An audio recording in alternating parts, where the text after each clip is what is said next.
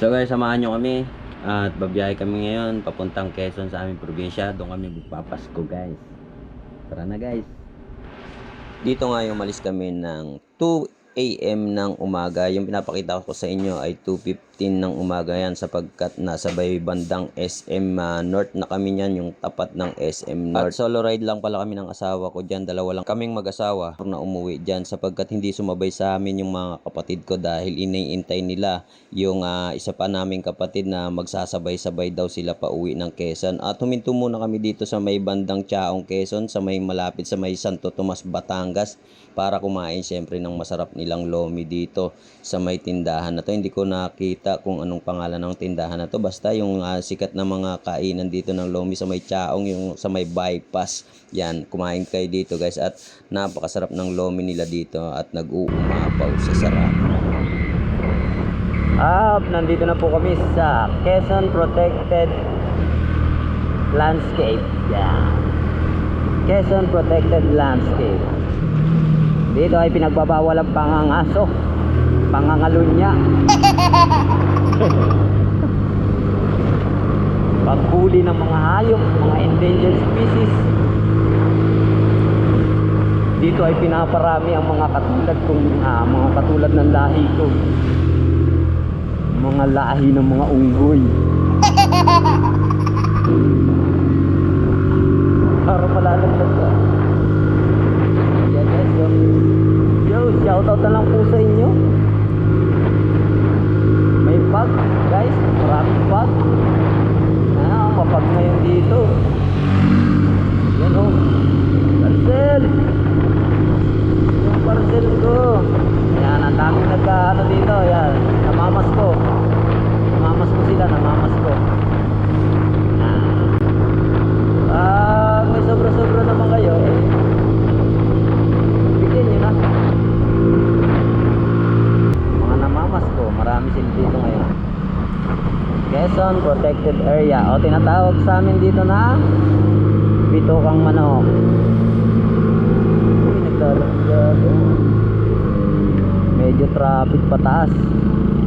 Ano kayang meron?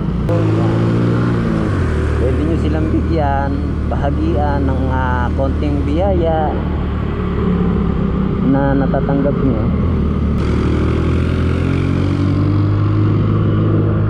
Yan guys, kita nyo ang Bitukang Manok.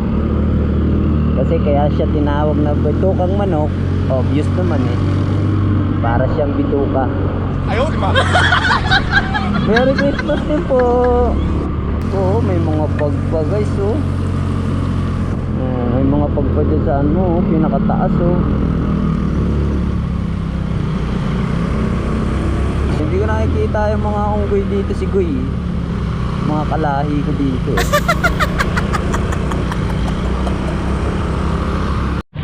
guys wow.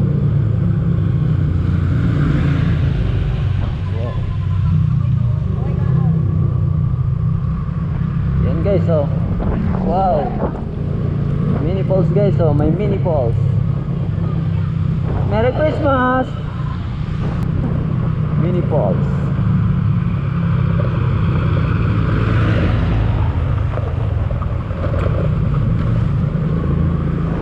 May mini falls guys.